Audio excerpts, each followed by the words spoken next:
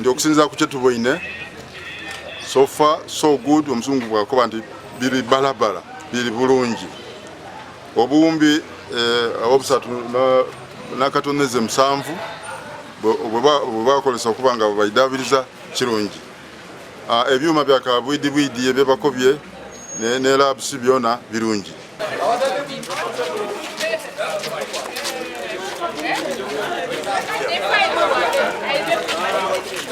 Amawulire malungi mu bitundu eby'Obusoga nga akakiiko ka Parliament akatwala ebyendegeresa oba education olunaku lwa leero Keidi gano katuseeko wano kalambula eitendekero lya Busoga University wano.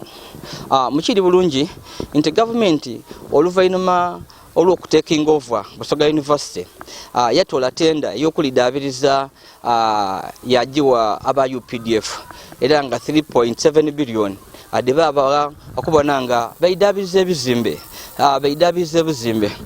era nga olunaku lwa leero abakakiiko ak'ebyendegeresa mu Parliament bakyayire Busoga University okubona emirimu gituseewa UPDF gyerikola.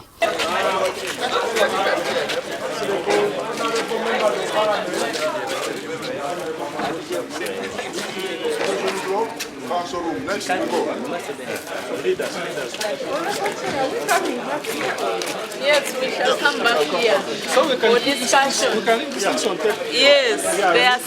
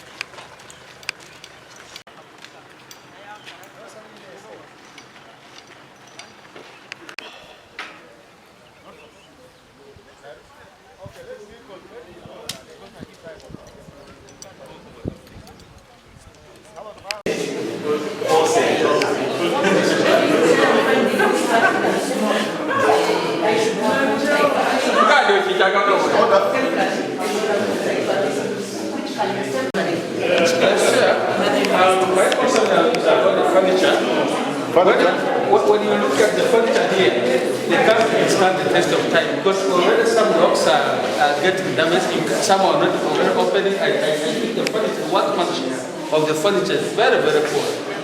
So you must have not been done. we want to respond.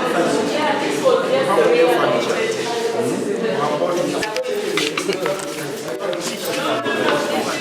We are going this side, the lab this side. Let us see.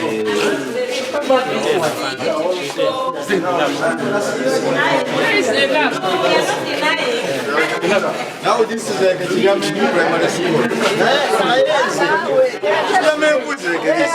I want to know Chigame with But this is the lecture room. And may I ask about the blackboards?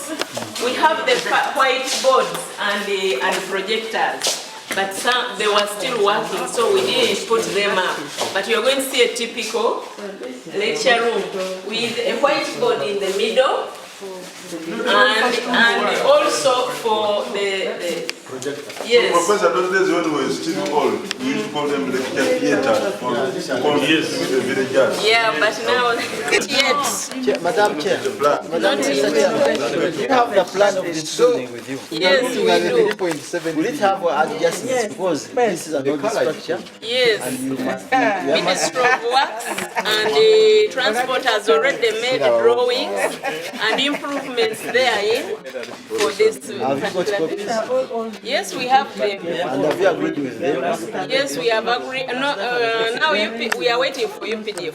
For us, we have agreed with I'm what? sorry to delay you. Don't say you are waiting for UPDF. UPDF is a contractor. Yes, You are the ones giving the contract to the ministry. we have agreed. You have said you have the plan. Why I'm asking these questions?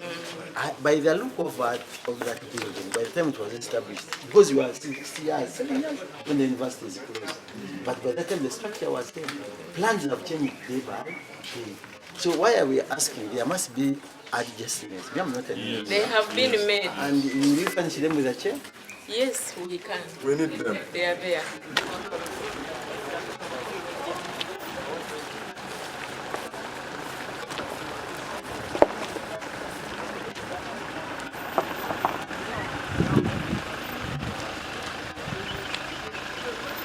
Prof, when in the consultancy comes, I have this prayer. Yes. Bishop's house Yes. is located in the middle of the university. Yes. We pray that there must be a plan in the master plan to build for Bishop a house, Actually, to relocate him, And we know this. and even UPDF.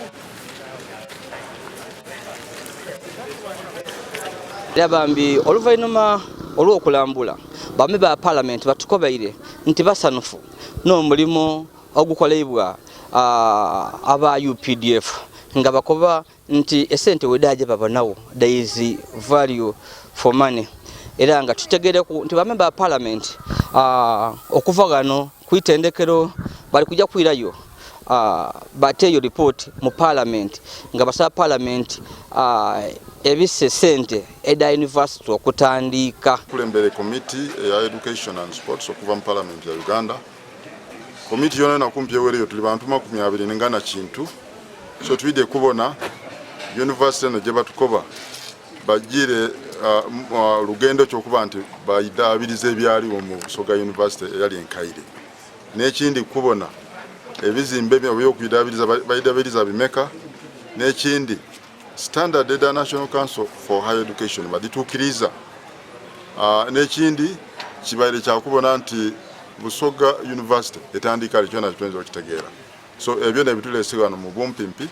So kyetuboine batulambuiza Busoga University twabona ebizimbe labs ebyuma bya kabwidibwidi biliyo katenga lab ya chuma cha kabwidibwidi ejamu mu computers nga 1312 kyetuyidi nti kino kisobola okola. Tulambuire omuzungu jaita lecture theaters ebibina 210 kintu era byona nga babyoyota bulungi. Ensonga yindi ba members je babuziza abali betantala kulina lya Busoga University nga okusinza ku committee twide wano kulambula site je beta Busoga University.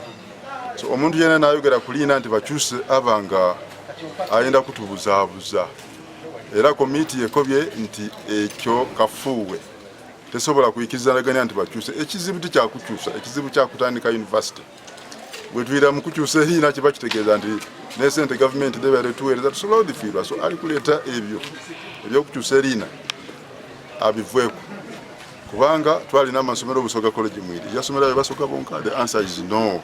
Abantu bavanga mambuka bavaawo abasomerayo Kigezi Teso College yasomerayo bateso bonka be. So ali kwogera mbu erina lya kusosola abataidi ekigambo university kitegeeza university is universally known. Ndio omuntu ana basomerera n'olupapula lwe niwoje Kenya balwikiriza niwoja ebulaya balwikiriza because it is from a university, the whole university. Embo ine wano. University ne bali mu kujigala. I was in parliament. Nali mu parliament mu 2017. Ebizibu byagiriko tibyali bya university byaliko abalino girambula. Kati bubaga nti bagabanga fake degrees nga balina courses zitali accredited. National Council for Education yalina omulimu munene nga terambula kumanya bigenda muki mu maaso. Kati emyaka gisuka mu musanvu university nzigale. Government yajjamu.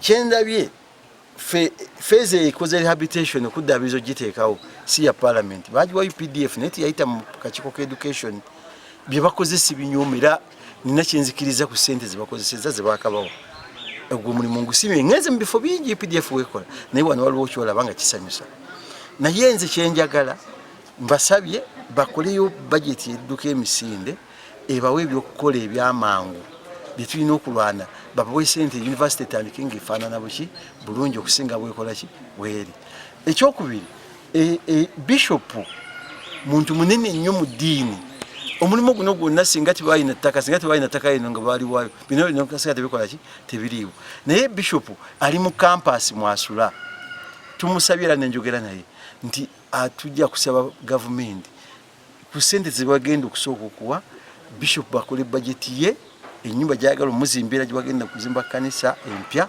babawe sente azimba amakaga ag'omulembe agaliko offices ze nga gajja mu kitiibwa ky'obwa bishop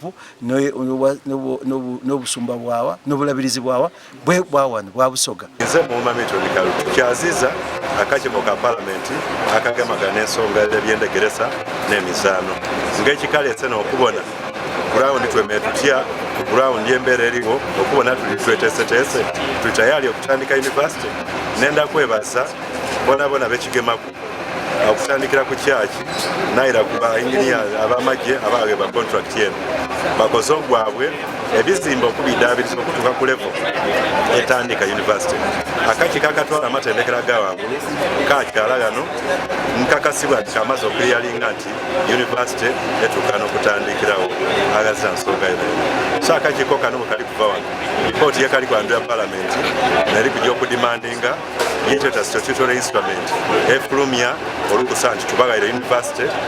Twenda okwebaza Katonda ku lunaku luno nti tukyaziza abagenyi akakiiko akatono akaba MPs akateebwa akalambula ebifo okubona nti ekifo kikuzibwa ekyokufuuka university.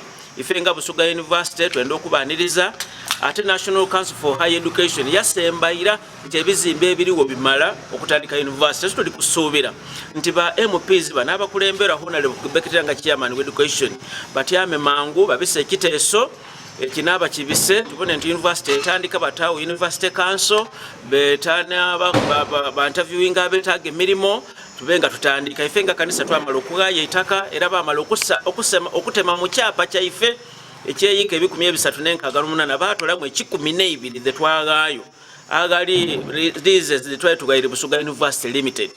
Era government efubye okusasula mabanda Busoga University Limited girali nayo mu banka dali bilioni 3 milioni 5 basasuira abakozi bilioni 3 mitwalo 10 milioni 13 ate bakoze ko okulongosa tulowooza event university nerirwedde tukubiriza bwa parliament babise ekiteeso mangu omwaka guno guli kutandika kubyendegeresa tubone university etandika kubanga bena bikoleibwa tusuubira nti ticha magero kitandika tunatuna tutandikira ku ndalo okubala sebikali bidakweyongera ku ngemyaka bwejja mu maiso oluvainama olw'okulambula n'okubona abame ba parliament bayaba matifu n'omulimu gwakole ba UPDF era batukobaire nti university erirwedde era nga bano bakubye nti balikwira ye Kampala bakube parliament ebisa sente edda Busoga University okubanga etandika mu butongole abantu batandike okuida okusomerako amawira agandi agabairewo